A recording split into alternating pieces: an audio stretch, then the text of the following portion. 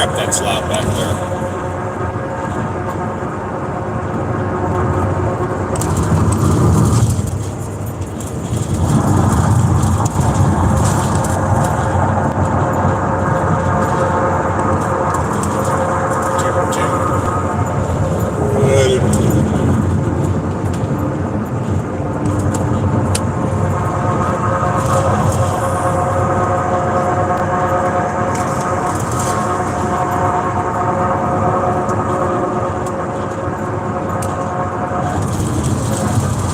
Got a 1,200-pound payload in the back of this van, so the van's squatty a little bit. I don't know what the difference happened, but the road suddenly got really loud in the ass end of this vehicle.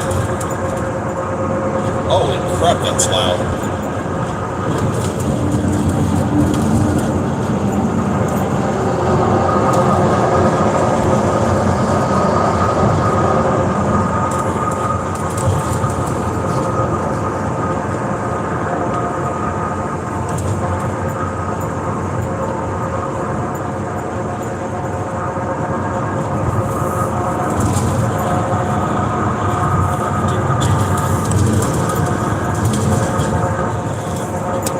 I got off to get something to eat, got back on the road, and now the ass end of this van is making a racket on this road, and occasionally the surface changes and it goes away, and holy crap, that's loud.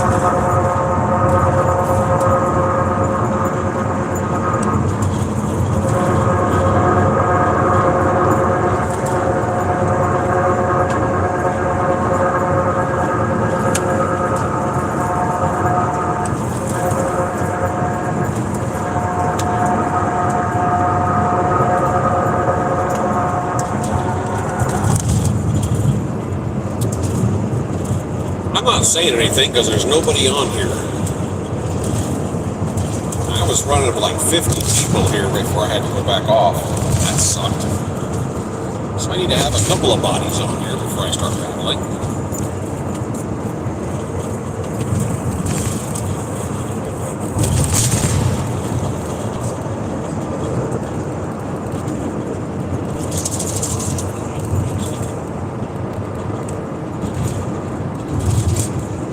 Ah, that's better. Yeah, I got off to get something to eat. Excuse me.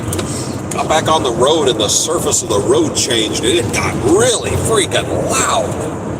Just the tires, this is a big open back of this van. Wow, that was loud. Now it stopped. Okay, much better, much better.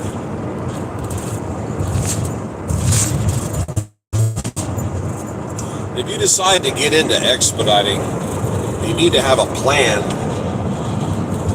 to what you're going to do when you're not actually driving. You're waiting around, or you have a weekend run, and you get there on Sunday morning or Saturday night, and they're not open till Monday. You need to have a game plan, and you can't just lay in the bunk and watch YouTube, even though it's a nice thing to do. You need to have a plan. And what I like to do when I get into an area, or I'm going to an area where I know I'm going to be sitting around, is I Google museums. Some museums are boring, some museums are fun. It all depends on what you're into. But find a museum that could be interesting, go check it out. The first museum I ever stuck my nose in when I was out expediting was in southern Connecticut, way back a few years ago. And it literally, there was a sign, a little tiny sign that said, New England Air Museum, and it looked like a little kid made it with crayons, and I'm like, yeah, whatever. And being that I am a military pilot, I am very much interested in military aviation and military museums. And I drove down that road and was greeted with the best, by a wide margin, the best aviation military museum I've ever set my foot in. And it was wonderful. Up to and including a fully restored B-29 bomber that they just so happened to have inside, which I found a little bit stunning. But if you Google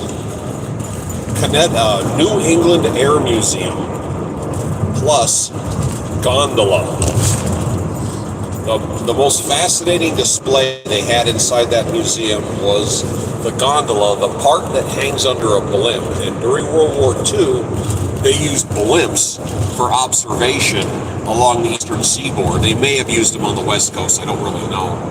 But on the eastern seaboard, they were looking out for basically German submarines. And the advantage of that craft is its loiter time was absolutely incredible. It wasn't very fast, but it didn't need to be. It could loiter forever, it seems like. And if memory serves, I think the top speed of the blimp was like, I don't know, 40 miles an hour. This is High from Waterbury. Hey, Ricardo, what's up? And somehow, some way, this museum got their little meat hooks on the gondola part of it, and it's been restored. It's beautiful. It's just a gondola, and there's a wooden wooden platform around it, so you can walk up to it and get a good look. And the interior of this thing is fascinating. It's very simplistic. It leans out like a V. The glass all leans away from you. It had a bunk, a stove with a teapot on it. It had a pilot seat and a swivel chair next to it. And on the sides, it has swivel chairs with binoculars mounted all the way up on both sides of the rear.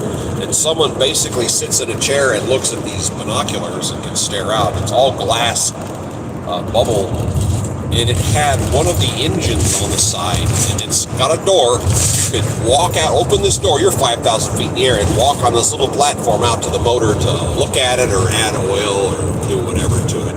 And I was like, wow, the fact that they had this and it hadn't been crushed or melted or destroyed or thrown away is mind-boggling. But if you Google New England Air Museum plus gondola and go for images, you'll see what I'm talking about. And that was, hands down, the best aviation museum I've ever been in. I've been to the one in Pensacola for the Navy, and I've been to lots of them. That one was the best. And I was walking around talking to one of the curators there, one of the guys that works the museum.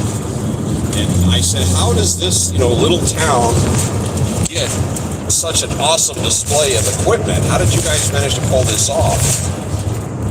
And he took me off to the side and showed a plaque with a bunch of names on it, like a couple hundred names. And he said, these are almost exclusively World War II veterans. And I said, okay. And he goes, and each one of those people donated at least $1 million to this museum. I'm like, that's awesome. That's their legacy right there. That they did something so important for future generations that they would spend that money. And one of the wings of the museum is where the B-29 bomber is sitting, and the aircraft looks new, like factory new. And the guy took me back there. He actually let me go inside the barriers to get up and almost climb into the aircraft and look through it. And he said when they built this aircraft's never going to fly again. They don't ever want to risk it. But it's a permanently displayed aircraft on the ground, and when you restore it and put it together, there are areas that nobody is going to see. Literally, once this is closed, that's it. No one's ever going to see the interior of this again. And they were going to cover up some spots, and the guys that were building it said, no, we're not going to just skip over this part that you can't see. We're going to make it perfect and then cover it up. That's how dedicated they were to putting this thing together. But the New England Air Museum is in southern Connecticut. It's wonderful. If you find yourself out here expediting, you need to have a plan. You need to give yourself something to do, because you're going to have times when you know you're not going to be moving for a day or two. Just don't sit there, or you're going to start looking like a lot of the other people out here, which means you're going to get really, really big, and that's not healthy. So I do museums, and here, a week and a half ago, I was at a museum and I posted videos. It was the Maritime Museum of the Great Lakes or something there in Toledo. So if you go back here into my history, you'll see it just recently. And they had a big, an iron ore carrier, which I'm not really a boat person, but that boat was interesting. When you get in it, you see the layout and how they operate it and stuff. Waterbury, Connecticut. So you know, you're in Waterbury, you know where that is. The New England Air Museum. It's on Connecticut's the size of a postage stamp. It's on the southern part of the state. It was right next to an airport or something. You need to go check that out. That is a really cool place. Like I said, if anybody has a question about expediting or driving or anything in general, anything you want to talk about or ask questions, go for it. I love history, my favorite topic.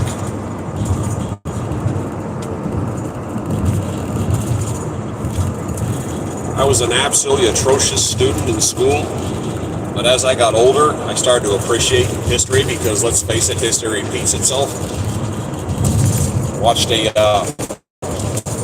documentary about the formation of Israel back in 1948 when they were setting up their Air Force, which was World War II fighter planes.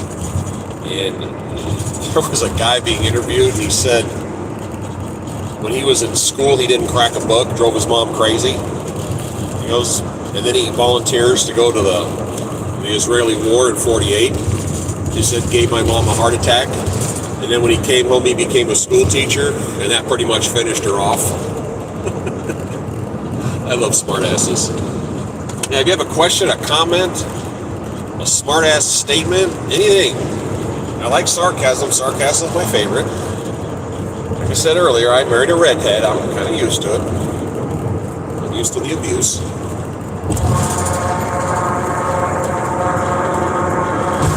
Showing 40 miles out to my next turn, and my next turn is going around Indianapolis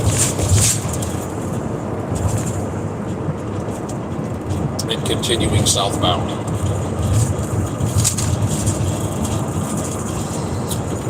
You're going to be using your phone out here on the road a lot, and you need to be able to charge going down the road, obviously, but you got to remember you're going to be spending a lot of time sitting and not charging. So you need to have one of your little recharge batteries, which I have a tiny one, but I also have a pretty good array of solar panels.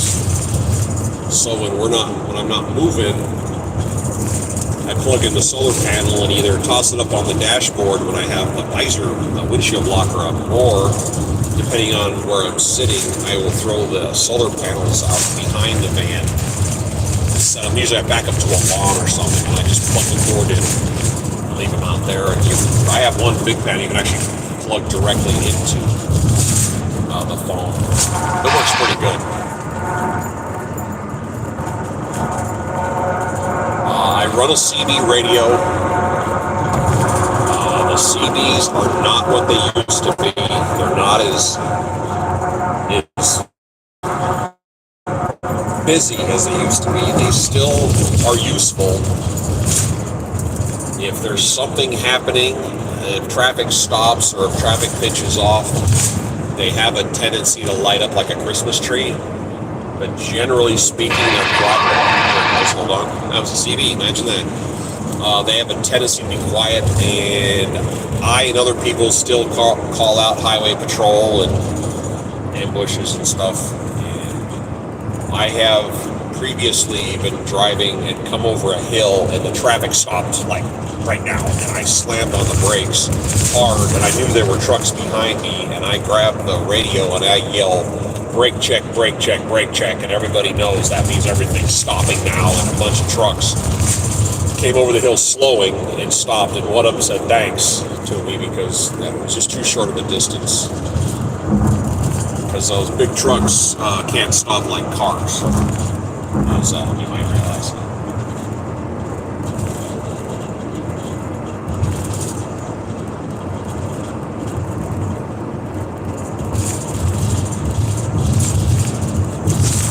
If you can, while expediting, if your sleep patterns can do it, driving at night has its advantages, mainly because of the lack of traffic,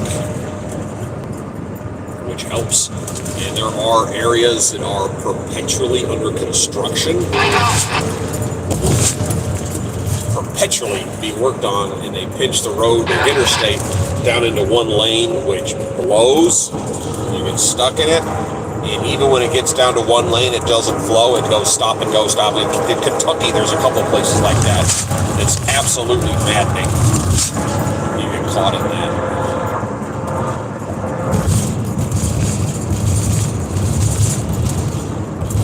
said, if anybody has a question or a topic, just go ahead and throw it on there.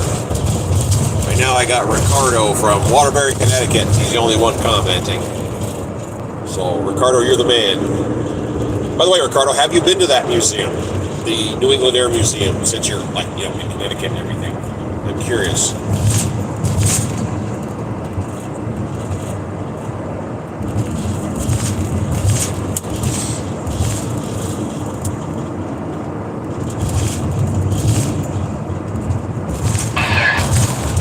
Drive a vehicle, you're eventually going to have to put tires on it. When I bought this van, again, it was used, the tires were pretty much gone, so I put a new 4 on here, and I basically did what everybody else did, went to discount tire because it was the most convenient, and it was going to cost just over $1,000. And a buddy of mine said, hey, check these dudes out. It was a local yokel guy, an independent guy that just basically had a truck. He didn't have a warehouse, he didn't have an office, he just had a truck. And you would tell him what you needed, he'd go buy them and then come do it. And he came to where I was, put the tires on the van, turnkey $600, which is like, awesome. So instead of going to a big place, do a little research, Google it, call around, know what size tires you need, and just call around and start asking. Oh, so you're driving too? Oh, and texting? Shame on you. Just kidding. Oh, you're driving a van or driving a car? Hold on a second.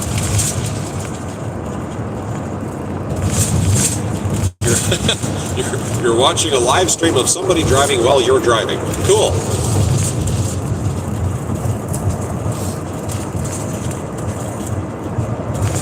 There was a skit, and this is years ago when Saturday Night Live was actually funny. And it was a skit where they had a bunch of people in an audience asking the referees of an NFL game questions about their calls and whatnot. And they said, first question was, the first question was, are you completely blind or just legally blind? He goes, no. Next question was, what game were you watching? Did you have like a little TV in your hands or something? Listen to a game on the radio while you were out there? Because I'm not sure you were calling. Okay, it says, I live in Waterbury, but am going to Delaware now. Ah, okay, that's cool. Yeah, but have you actually been to the New England Air Museum? I'm curious. It's right next to an airport. I don't remember what airport it was, but it seemed like a big one. And that is from El Toro Bravo? Cool. Isuzu small truck. You doing commercial work or are you just driving? Man, I haven't seen an Isuzu on the road in a long time. What year model, by the way? I'm curious. I haven't seen one in decades. Oh, wait a minute. Isuzu makes that little boxy, funny-looking little delivery truck. Is that what you're in?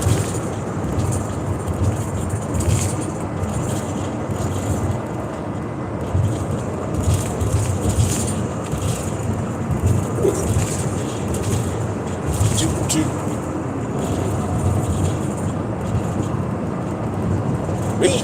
Currently, where am I going? I got a load of what appear to be engine mounts, and I'm going from Pioneer, Ohio, which is about 40-ish miles west of Toledo, to Bowling Green, Kentucky, and I am 30-something miles north of Indianapolis right now on 69, and I'm catching what I think is the loop around it here in the next half hour or so. I guess.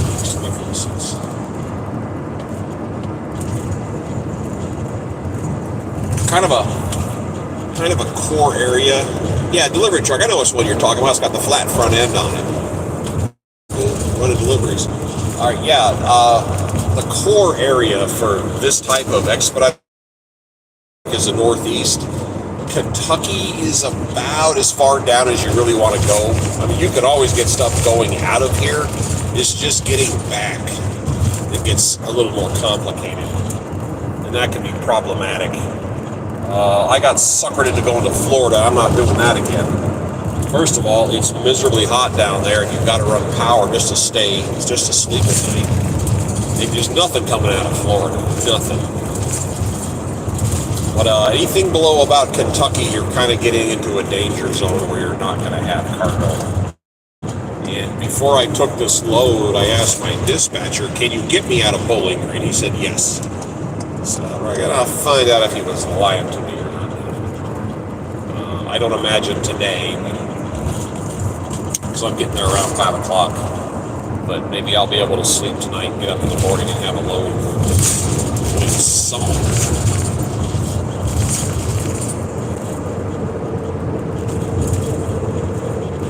And when you're expediting, don't pigeonhole yourself. A lot of people do that. They say, oh, I only want to drive during the week, or I don't want to drive at night, or I don't want to go over 300 miles, or I only want to stay in these 2 or 3 states. That you're really pigeonholing yourself. If you want to make money doing this, you got to be available to take whatever, going wherever, whenever.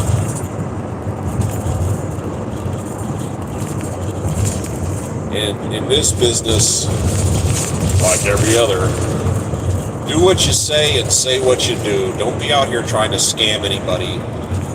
Any little trick you think you thought of has been tried 27 different ways. And what people do, and I've heard of this happening from different angles, is remember the company you are operating under, if you're doing that, which is what most people do, they're paying for your loaded insurance. So when you're running around on the side doing your own little private deliveries in the van loaded, you are risking the company who's paying the insurance, who's not making money off it. And yes, that will come back and bite you in the ass. So don't think you're being slick. It's been tried by truckers and delivery people using their company equipment to do little side jobs. It's not going to end well. There's that loud road again.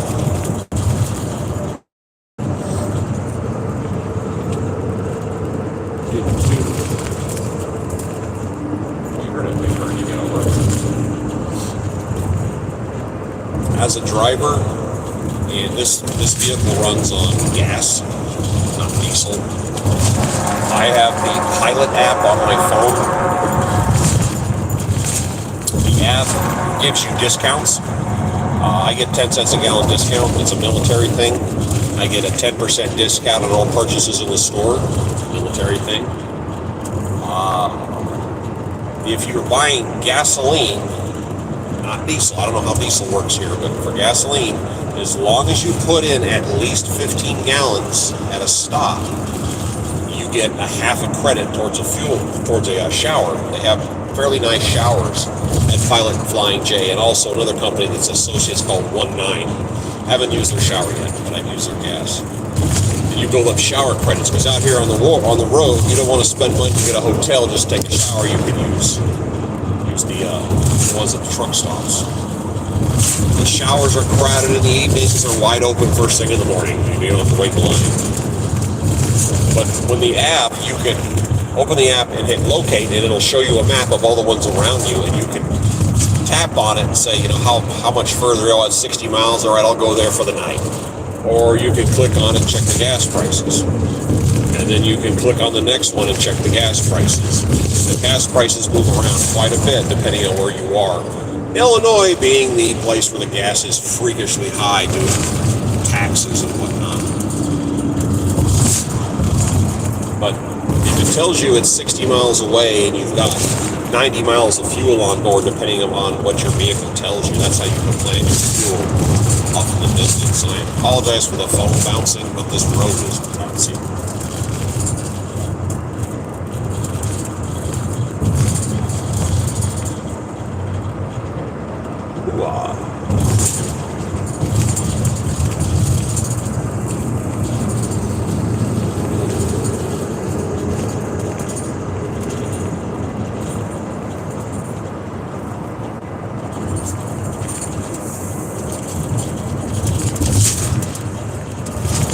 Get into trucking or expediting. Y'all have this fantasy job where you're going to go out and drive and come home every day and sleep in your own bed, which is just not really how this works. Unless you're doing courier work, which the competition for courier work is pretty intense, but it's all local stuff. That way you can come home at night. But the rest of the time you're going to be out doing what I'm doing. And dispatchers make their money by you being loaded. So if you live on the East Coast, the dispatcher's going to keep you on the West Coast. If you live on the West Coast, the dispatcher's going to keep you on the East Coast. Why? Because if you get close to your house, you're going to want to go home. Just remember that's part of the game. So you need to be able to pull the plug. Know when to make the decision to stop. I announce in advance when I'm going to be off, and I hope to get a load home. One time I didn't get one in the general vicinity, so I parked and I flew home. I was home for 8 or 9 days and came back on.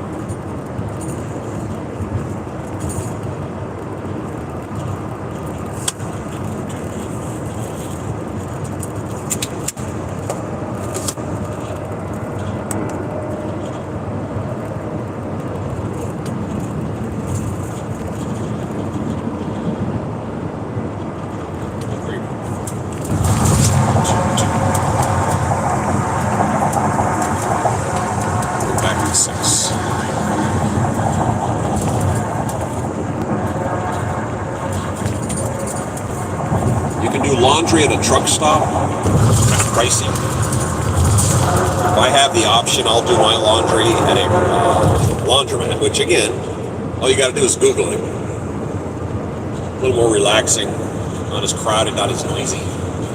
Usually in a small town, they can be a little more fun. Bigger machines and whatnot.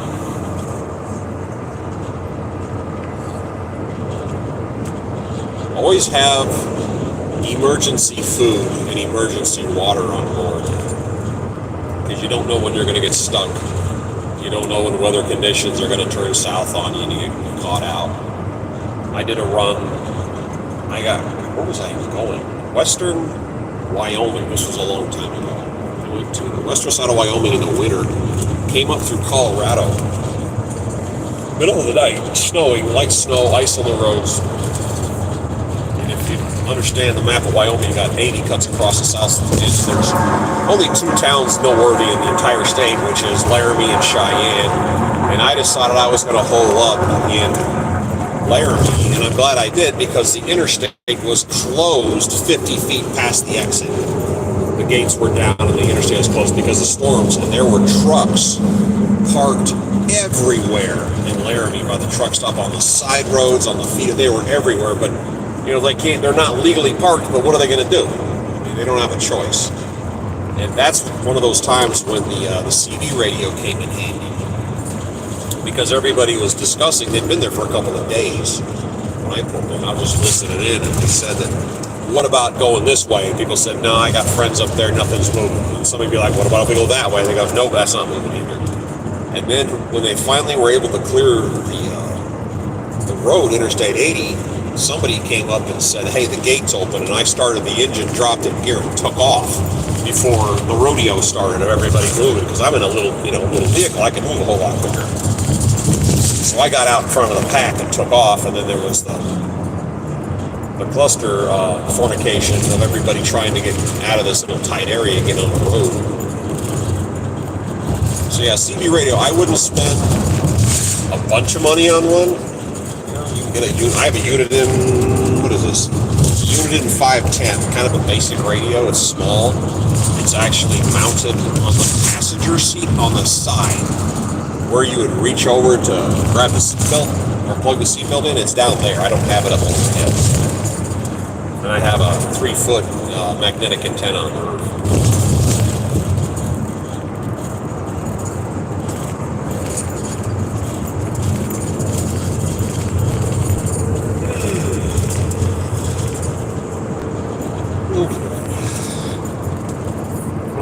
Well, like I said, I'm new at live streams, kind of a new thing for me.